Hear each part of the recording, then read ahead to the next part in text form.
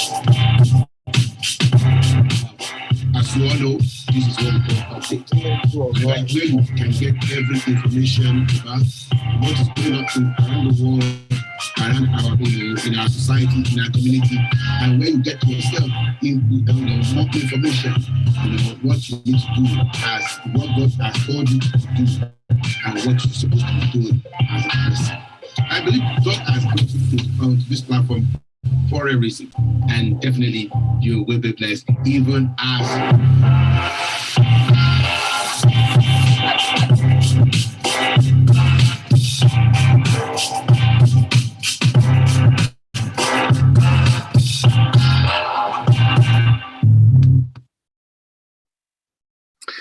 Hello, ladies and gentlemen. I just want to welcome you to Update. This is where we talk about everything that is going on around us, everything that is happening around us.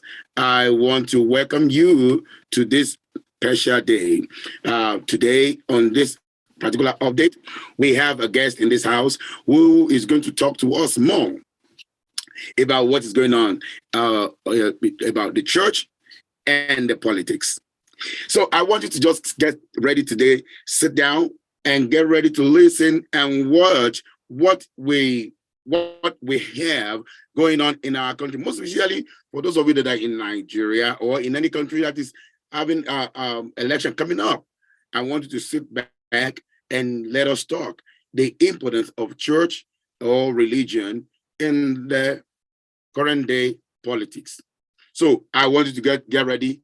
I have nobody else on this show than a man of God, whom God is using also relevant in the area of politics. Ladies and gentlemen, welcome with me this morning, or whatever time you have in your area, Reverend Solomon Adegbolagun. You are welcome, sir. Yeah, your is muted.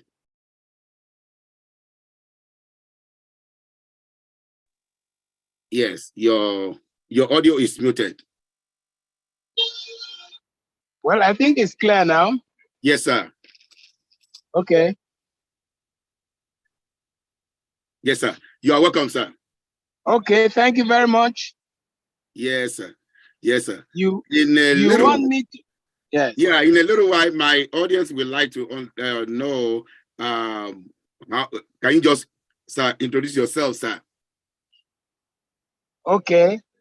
Well, thank you very much. Again, it's a very, very big joy to me that what we started early 2000 is getting now much of concern of the church in Nigeria and then Nigerians in diaspora.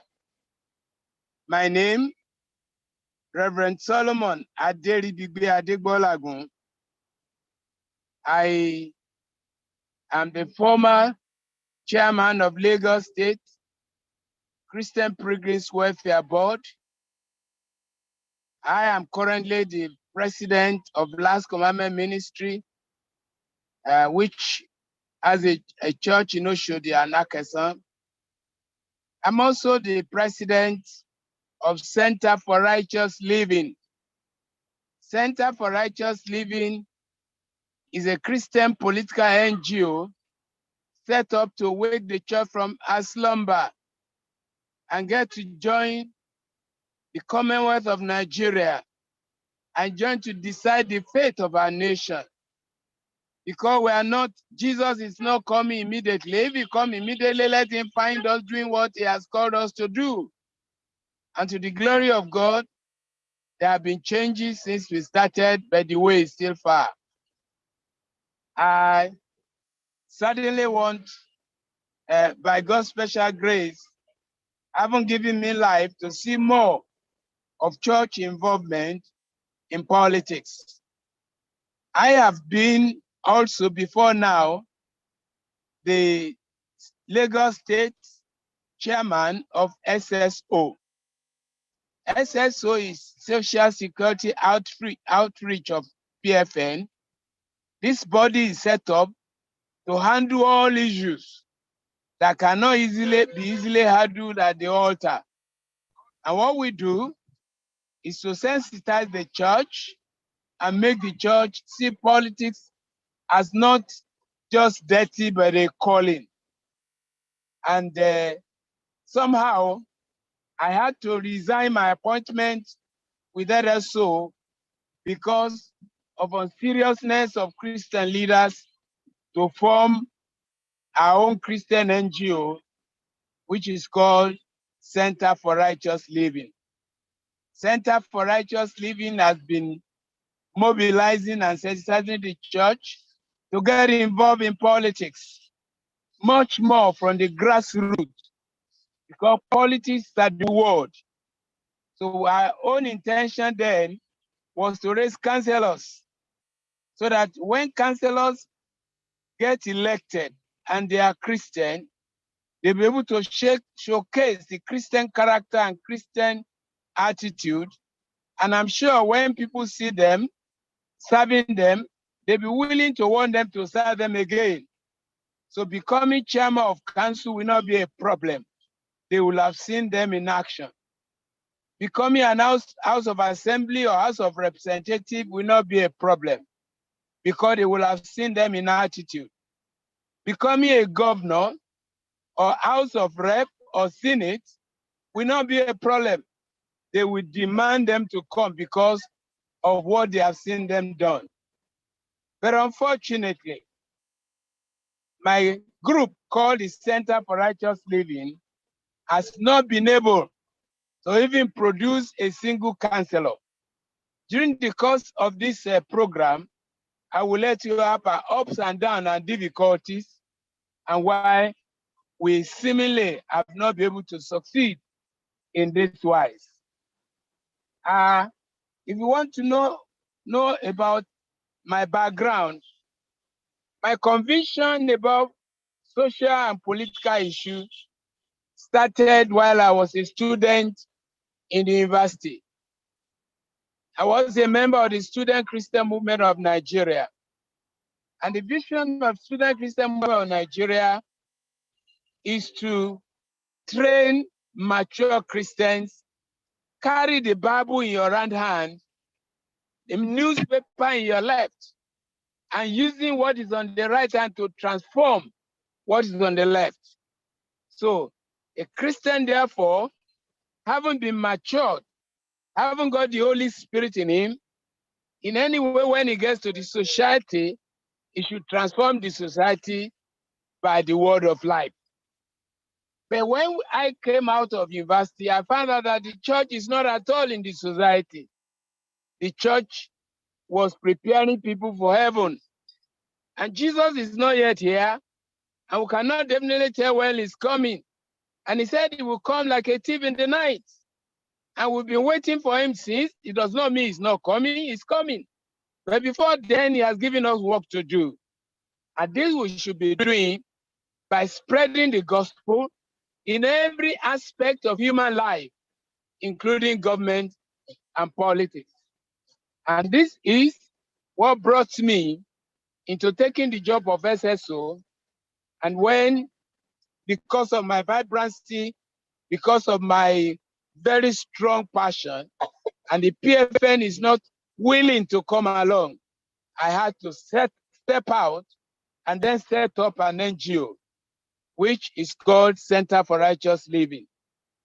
This NGO started mobilizing Christians from local government to local government, church to church, talking to them about politics and involvement in partisan governance. And during the period, the government of the day in Lagos State saw us and invited us. We refused to join them. We wanted the church, but because the church cannot help us, we need funds to be able to mobilize. We need help to be able to get people around. And the church was not willing to do so. And we are gathering people who are forced to invite some of the politicians that are Christians who brought us into governance. And then we had a pact with Lagos State government to help them mobilize the church to vote for their candidate. When we sat down to negotiate, what we then told them, in fact, then their leader then called me to his office and he asked me what I wanted. And I told him, I don't need position. I need children of God in government, not me, but those who are called. For the Bible says, there are gifts of, there are 9 gifts of the Holy Spirit. And one of the gifts in 1 Corinthians chapter 12, verse 28, is the gift of government. So some are in the church that have the gift of government. That gift cannot be properly harnessed. God cannot fully use them unless they are in government. So, and I knew that government is corruptive. And that is why the church is running away. They were extremely dirty. So I then told them, please don't give our members position here, give us councillors. And they agreed, since it's only councillor we wanted. So we worked together and they funded us. So we worked and their candidate got in. But when it came to local government election, we now sent to them, we did our own electoral, what is called a primary, and got some of our members that we believe are ready and are Christian really, because there is a difference between a Christian and a disciple. So we're looking for disciples, we're not looking for Christians. Because all disciples are Christians, not all Christians are disciples. And we don't want those who will get there and defeat the purpose of our going into government. Because in real sense, there are James, John, Janet, Annette, that are Christian in government and in politics. But the thing is extremely sinful and corrupt. So we then got about 50 of them and we sent their list to government when it was time for local government election, believing that they give us councillors. To our utmost shock, we found out that they only gave us 5 out of 50. When we cried out, they said, and the party men said they don't know them, they are not members. Please, we should take that 5. When they come into them, they will know them, and they will have better. So the utmost shock, the following day, all the 5 were removed on the list. And that is why we say, well, we no longer can work with government, let's work on our own. But the problem with that is that we need funds. So we have to raise Christians that are committed and want to go into government. We go to church leaders, ask them to give us funds. We get funds from some people. Some of them bring us. And when the next election came, we fielded some candidates in Lagos. And to the glory of God, we were third in most of all the polling booths where we contested. But unfortunately, we could not get any of them to the House of Rep or House of Assembly. So that weakened our people. A number of them went back, and we've not been able to solidly get funds. But to the glory of God, the church now has seen the need to go into government. There have been other Christian bodies that are political coming up, and have started to see that it's essential. Prostitution today is better than before, and the church now has the understanding, the education that they can be in government. But the roots to it is the problem. The roots to governance is by electoral means. And this is what the church has not mastered. And the church has not gotten prepared candidates that they can use if they want to negotiate with political parties. These are issues which the church has not done. Anyway, this is a short background of our activity. But I'm so glad today that the church has taken it up, especially with Muslim ticket. The church is on fire, wanting to counter and start out to defend our faith. So I would stop at that first and then probably go to other things that you asked me to talk about. If there are questions, I could be able to come back and say things that I might forgotten. Yes, sir. What is the when, stand? Yes. When we look at the way the church has been, I love the part that when you said in the before now, the church has always been on the side of we are just politics is the dirty game.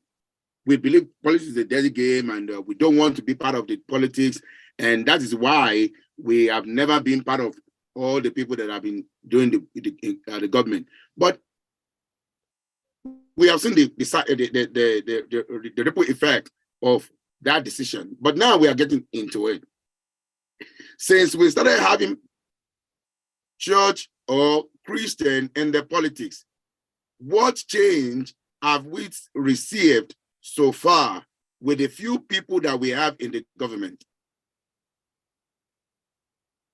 Well, those that are Christian in government, really extremely few of them are Christian. But largely they came into government through Muslim route. And so they were not assisted, they were not funded by the church or Christian group. They got into government through the assistance of these Muslim leaders. The Muslim religion in Nigeria have understood governance. And anywhere they are taking over governance. And the government is the one that decides what happens in the society. So the few of them in government dance to the root, to the whatever their Muslim lords tell them, because it is by their grace that they get to government. So you cannot expect any of them to stand strongly on Christian principle or basis, because they don't have the support of the church.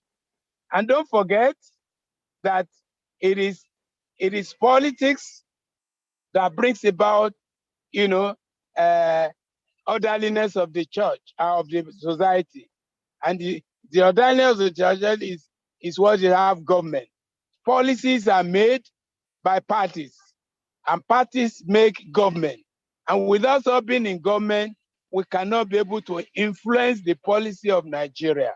And so the few of them that are in government are following, not to their own happiness, not to their own wish, but because that's why they get there, and that's how they get their meal. And the church is not ready, so they will follow their master. So now things are small, little by little changing, but the church is still far away.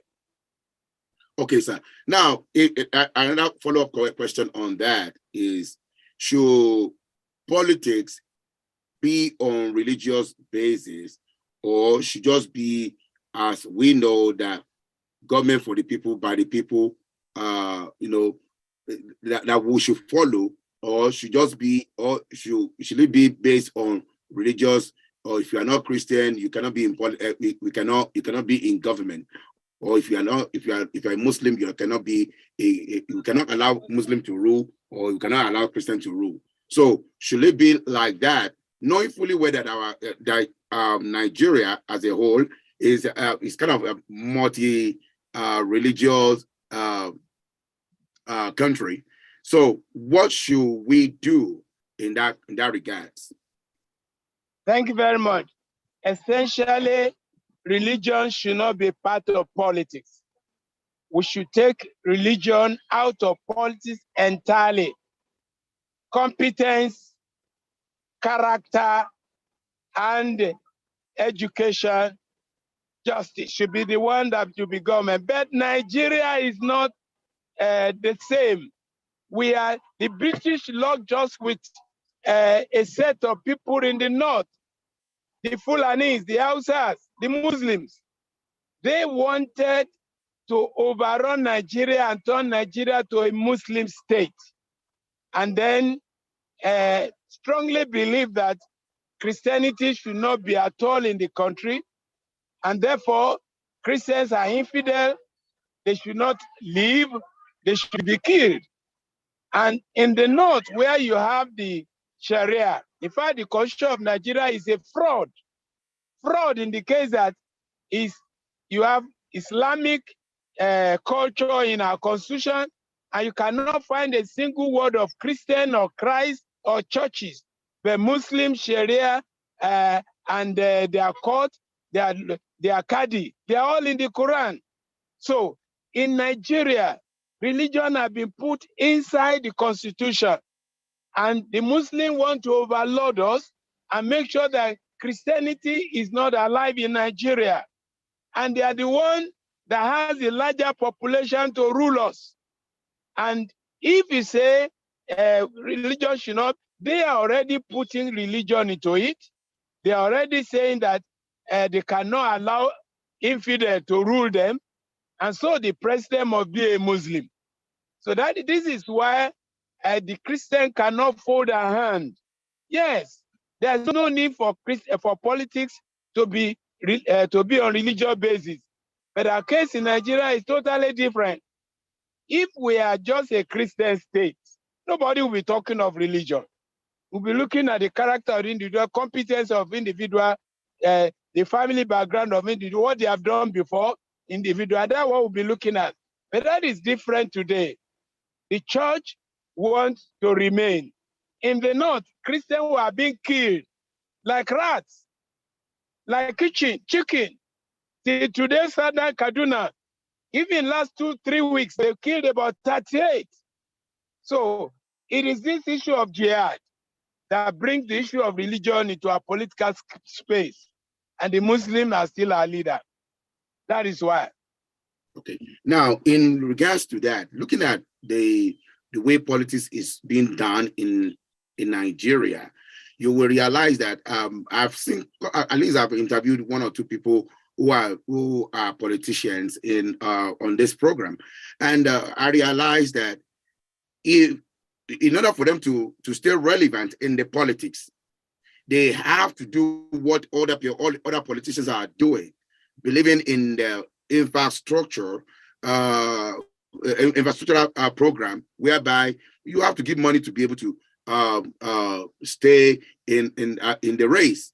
So, for example, I have somebody, a politician, some people that are into politics, and they are still I have some of them that are still contesting right now, but some of them couldn't win because they couldn't give bribe, they couldn't give money to people, because it's all about what you can give, how much vote you can buy from people.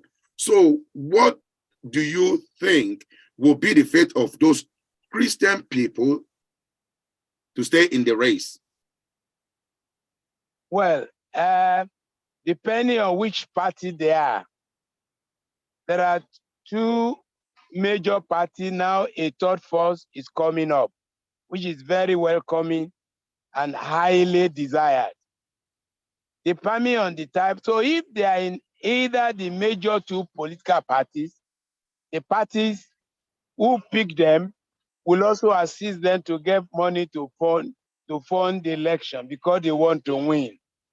But if it's an upcoming political party, of course, what the political party the mistake of some of the new political parties is that they want to get elected at the first election. That can never be. Our situation here can never allow that, because they don't know you. And if you want to be known, you must do more than what others are doing. And what the politicians today are doing is that they are buying people. And even if you don't buy people, people also are asking for money. I am the leader of my ward in my state, my local government in my state, where I practice politics practically. I do not do that in Lagos because of my NGO. But over there in my local government, I belong to a party of my people, and I guide them. I'm the leader. When elections, people will be asking you, we have not seen your hand.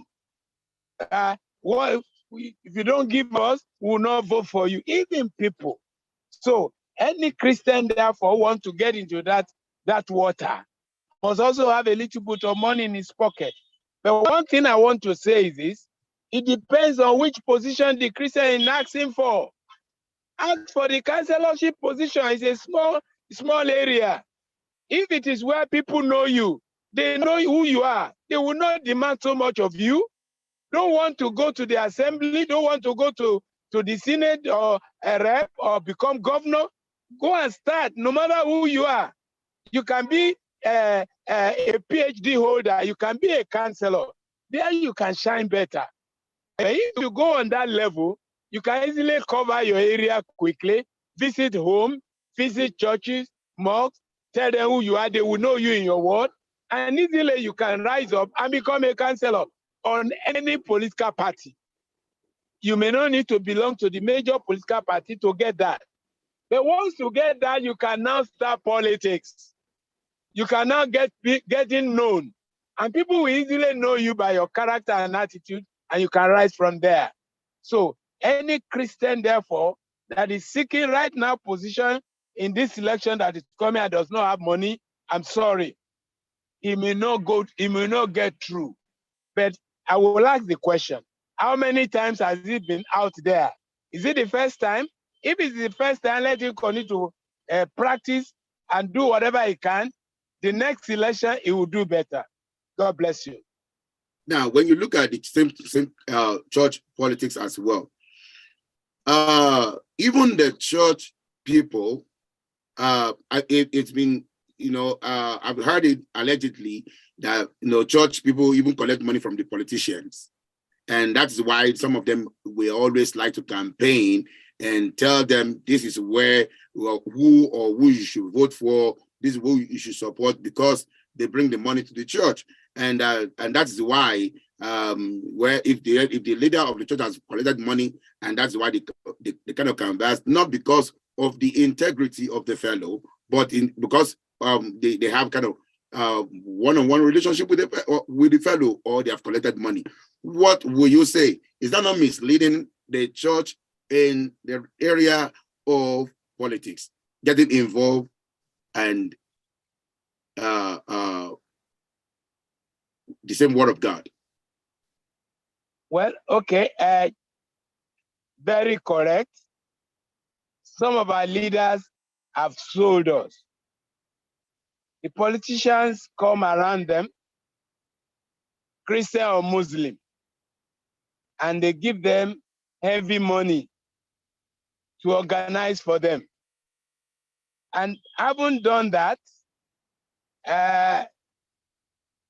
Yoruba people says, tí èèyàn bá ti jẹ dodo, kò lè ṣe òdodo.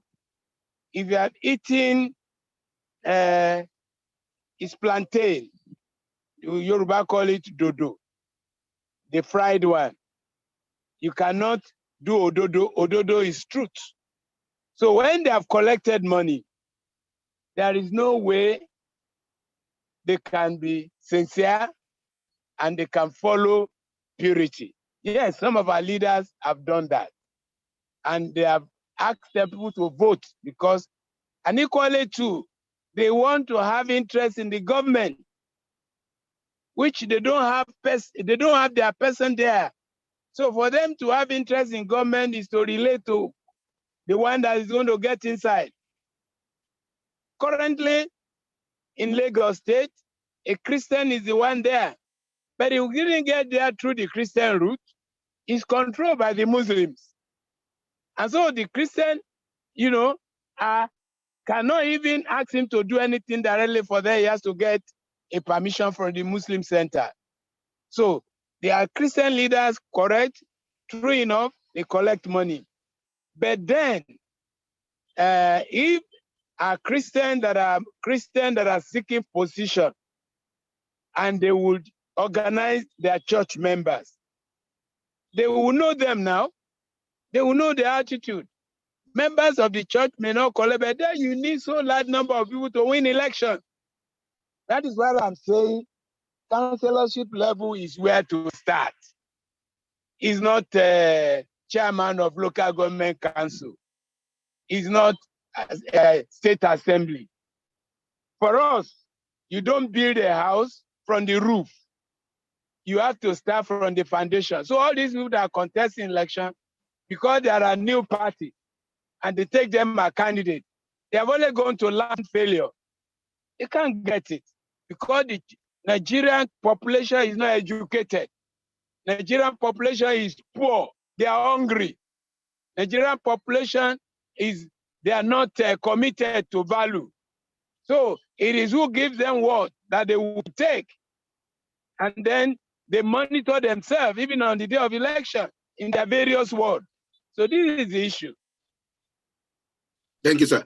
Now, still on the politics issue, I want to ask you, are we always telling our church members to also make sure they get the right equipment for the voting, like PVC? When you ask many of the church members today, including the leadership, how many of them have their PVC? We don't have it. That means we probably have less people, because as you elders always say, you were not there when they were making the decision, and you are now asking, how did they make decision like that? When we are not there to make to get involved in collecting registry, not to talk about collecting PVC. And people that even have the PVC, some of them will still not go out to vote. So what are the areas that we are also making to enforce that the church people not just only come and pray, because prayer without work is also equally dead. So when we call them, when we call them for prayers, and we also educate them the importance of them having their vote, casting their vote, and also standing by their vote. So what effort that should be put in place for us to make the decision? Church in Nigeria is kingdom personified, and therefore the leaders that control large number of crowd cannot come out and say vote particularly for this person, even if he's a Christian, because in his church he has so much. But they can ask them, do you have your PVC? Go out there and vote on the day of election. That they are doing now.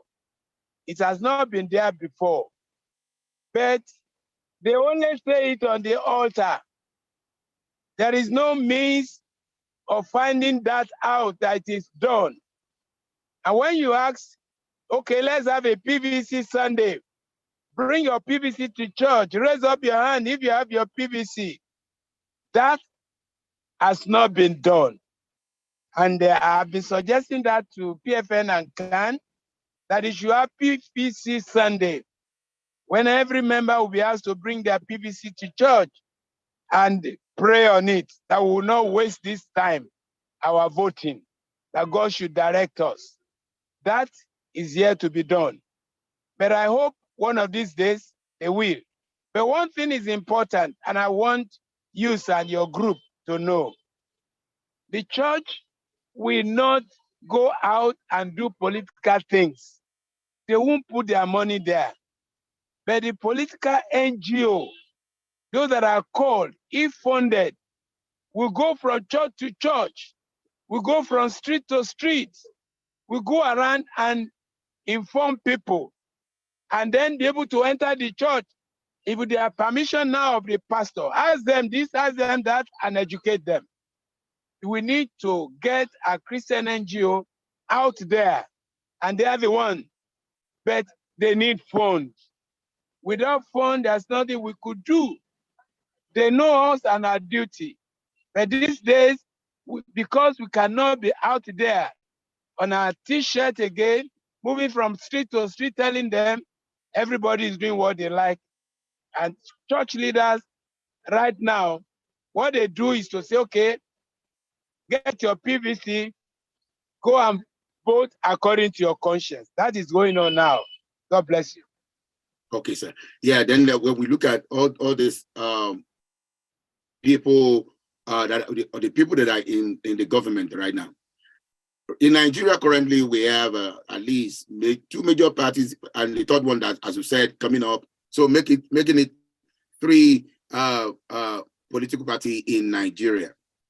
What will you say to the young ones? And do you believe there is election coming up? Looking at all this insecurity and everything, with all this problem coming up in Nigeria, burning the INEC offices and everything, PVC being found in the drainage or gutters. So what do you think about all this? Are this not discouraging and frightening about election coming up? Well, if you talk about issue of security affairs, it have even been worse than before. And we had election. This time, the election will be smooth. It will be problem. There may be scammers in one place or the other. Nigeria is a large country. So we cannot rule it out in one place or the other. And the press always blow up these things and make noise of life is important, I agree. But when it's blown up, it looks as if it's all over the country. It is not so. The election will come, it will be peaceful, it will be smooth, it will go through. Thank God for beavers. The manipulation of election may no longer be possible. And so we may be having the correct result. And that is why the new movement of Obi is having a great and prosperous future. The youth now are out there. Before, on election day, they will be playing football on the street, on the field, on the main road. You will see them playing football. Go and vote, they won't, but now they are ready to vote. And the number of those who have collected PCs have risen, even though they are not more than 8% of those that have entered, but they will make a lot of difference because they will go there to vote. And voting now counts. That makes it possible for us to know exactly the number of people that voted and the result immediately. So I don't believe in the issue of people are enlarging too much about the issue of security. Yes, I'm not saying it's not there. For instance, in the Southeast, a number of the hip-hop people are saying there will be no election. But I can assure you there will be election. In some few places they may not be, but that will not affect the whole country. But let's continue to pray that no single person's blood will be spilled for this coming election. And God will give us the right leader. So the small party that we are talking about, one, they don't have the large sum of money that these two bigger ones are having and fronting about. People are poor, they are hungry, largely in the north, they are uneducated. And many of them are underage. An Islamic cultural situation that is there makes it more difficult. So that is why the small new party that are coming up, especially OB movement in the Labour Party, will do well, but may not win the election. But if they are able to continue, 2027 will be a wonderful time for us to see a new party winning national election in Nigeria. Yeah. Having said that, I hope the OB people will be listening as well. But I just want to say something about what about the church leaders. I've seen a couple of church leaders who contested for example, during primary. We have at least not about 2 or 3 church leaders who contested. And at the end of the day, they did not win. Some didn't even have a single vote. So what can you say to all these people? How knowing fully well that people said maybe they would have done well, but they still not get the vote. When are we going to get to a place whereby we will have people that are more competent to do that work like that? Well, prayerfully, it will take a long time for us to get the best to rule the rest. And I pray I'll be alive to see that happen in Nigeria. But as of now, the Christian leader you are talking about, anyone that has a calling, a disciple of Jesus Christ, whether he's a leader or Christian, a leader or church member who has a calling into politics, should follow the calling. It's the Lord that calls, and he knows why he calls. And when you go into a contest, there are two ways. You either win or lose. In Nigeria primary, it is money. For instance, in the last presidential one for both APC and PDP, it was largely who had the greatest money. And they were not even using Naira, they were using dollars. And therefore, the Christian who is honest, who wants to serve, who does not possess that huge sum of money, of course, get the result. It is what Nigeria wanted that they got. And when we are punished for it, nobody should pity us. It is the kind of leader we deserve that we are getting. That is my prayer, that any person that is called should be on the field, laboring until he can get there. There will be obstacles. There will be failure. The failures will teach them how to get better tomorrow. Every obstacle may be a stepping stone for higher success tomorrow. So Christian calling, leadership, church leaders calling does not mean they should leave the altar. Only that when they are in politics, they can no longer be on the altar. They will take a leave. Because when you're on the altar, church members belong to various political parties. You cannot be partisan. But when you now have a calling to join politics and be a contestant, and then you now want to be a representative of a political party, you must leave your altar and go and serve in the society. When you do serve and finish, you come back. There is no trouble about that. We have a Catholic father who is now the governorship candidate of APC in Benue. And Benue has produced a Catholic governor before. So these things are not out of it. Thank you. Now you will now see that also, during the time of this current government, we've seen situations whereby problem arose, whereby schools are being forced, most especially Christian schools are being forced to over the issue of uniform, with the people wearing a hijab to school or wearing particular uniform to school. So what? And also we've seen the issue of the curriculum, the Christian curriculum being taken down. With all these problems that we have seen around, what are the church? What is the effort of the church to make sure all these things are being corrected? And what are we? What we should hope for in this upcoming government? Thank you very much. You see, this is the issue that I'm taking on with PFN and CAN in our country. Like you said the other time, oh, Simbe, Wambe Rekina Shekmi. You cannot be outside and knowing what is inside. We have to be inside to be able to determine policies of government. If we are not inside, we cannot decide policies of government.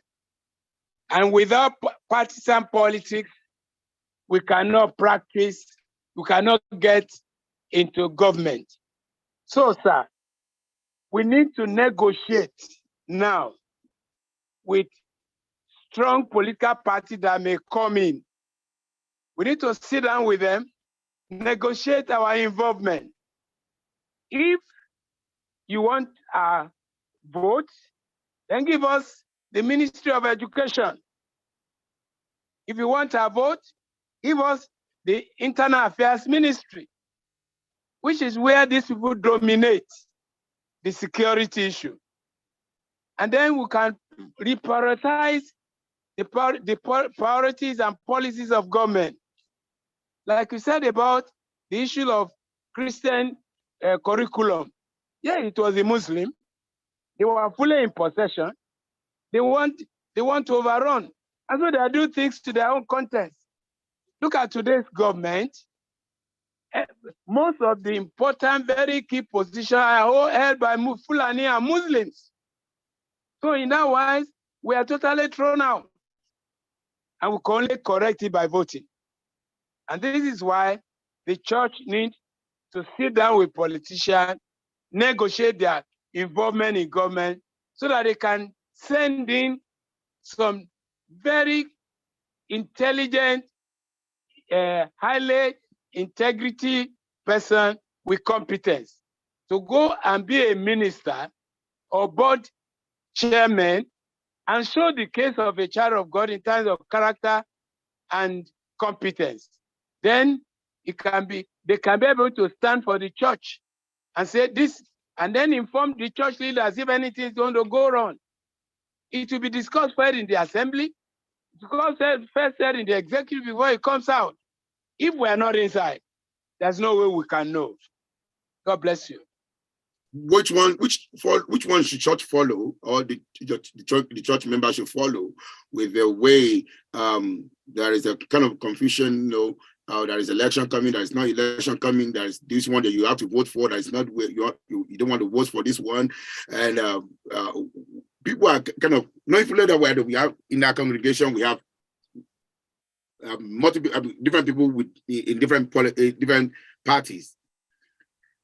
Church doesn't have any party, do they? If they don't have any party, then which party? Why do we have to ask them which party they should vote for and which party should not vote for? Again, it's a matter of interest. Our leaders, if for instance, they meet a political party and there is an agreement, though we are not there, we are ready to give you the Senate president. And the church says, this is one of you. We trust him. We know him. Pick him as Senate president. And they all agree. It will not be difficult for the church to say, because of what we have asked for, and which is to our own benefits. This is why we are going with this political party. For this particular position, please vote for this person. It's not a matter of partisan, it's a matter of our own interest. And so the church, through that, can now say we are voting for this name. Of course, the name will come from a party. So it will be issue of individual. Oh, this is the person we are voting for here because we are going to make him the Senate president. So in that wise, if there is that understanding, no executive can carry out things without the Senate. So if it is agreed that they give the church a Senate president and then House of Rep, it will balance Muslim ticket. But there needs to be a sitting down with them and negotiating. Not every party will accept. In fact, if the two parties accept, because they are not going to sit with them at the same time, it's better. And then one will say, vote for this, one will say, vote for this. And when they get there, it is a matter of what our agreement is. And then we'll be able to have the Senate president and the Senate and the House of Rep speaker. With that, there will be balancing government, and the faith of Christians in Nigeria will be more secure. just before we, well, just as we round up, this interview, I just want to ask you, with the Nigeria knowing fully well that we are bound with fatherism in politics, they call them kings makers. Same, we have kings makers in the church, whereby people, the certain people who, whatever they say, that's the, so that in that area of fatherism, want to see, would fatherism actually work for us to determine who is going to become the next president of Nigeria, or the youth, the people, will determine who will be the next president of Nigeria? Thank you. In this coming election, fatherism will fail, and will fail squarely. But there will be, because there will be so many new people that are getting to vote. So the politicians are equally afraid, because they don't know where this election will go to. Before, they will have bribed INEC, bribe police, bribe this one, buy them vehicle, buy them this and that. And by the time we finish voting, they change the voting figures. But that now is not possible. So they too are jittery, and they do not know where it's going. So fatherism this year is not going. So the politicians are no longer looking for fathers, they are looking for voters. And that's why they are going to the world to buy and to vote, to buy individual. One of the presidential contestants said, this time is going to start from the world. He's not going to use state executive or something, but it's going to be in the world. He had understood that leaders and fathers are no longer useful now. It is the voting. So the system has changed. So anybody who says there is a father somewhere, yes, somebody can say, go and vote this, and then people will follow them. And this day you may discover that people will take money and don't even vote for them. But that we are not there yet. I pray we are there by this election. But I believe God, by next election we'll be very there. The money mongers will waste their money, and people will be so much educated, they will vote for whom they want. But in this election, I'm afraid it may not be. Thank you. All right. In your final word for this coming election, what will you say? What would be your advice to people as they get ready for this election coming up in February? Well, my very, very candid suggestion or opinion is that people should please file out on the day of election, not minding the stress, the threats, or whatever fears they have. Even if it's raining, they should stay in the rain and ensure that they cast their vote. I will also suggest very strongly that politicians will bring in money. They should take the money. It is our commonwealth that they stole.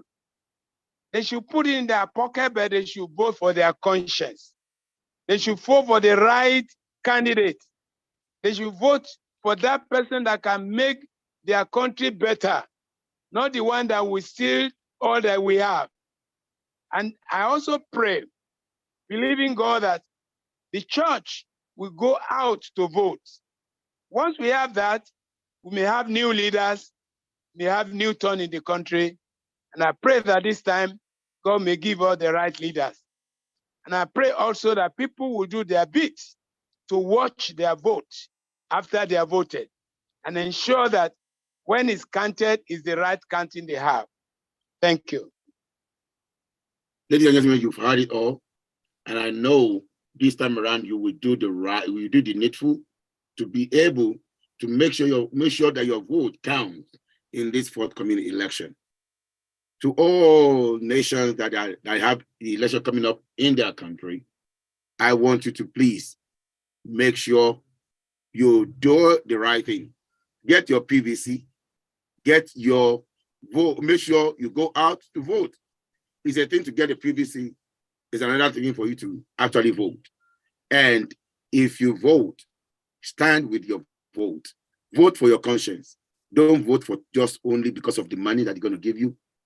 Remember, the money, any money they give you right now is just for the next 4 years. And even if you are doing it, if you have to do it just for the future of your unborn children or the children that you have already, do it and do it right. Vote your conscience, not because not because this is for my tribe, that one's for my tribe, or that one is for this one. Vote your conscience, and so that we can be able to have a good Nigeria that we all dream of. And for the politicians that are asking for vote this time, remember the day you are asking for their vote, for their support, for their help, how you go around and campaign and make promises to them. When you are voted in, make sure you do the right thing. Remember that you are only there for 4 years and you will need their help in the next 4 years. If you don't do it right now, another 4 years is coming and they will be able to take law into their hands. And I want you to please remember this day and do the right thing. Until I come your way next time, I remain your host, the anchor of this program. Stay tuned. Thank you.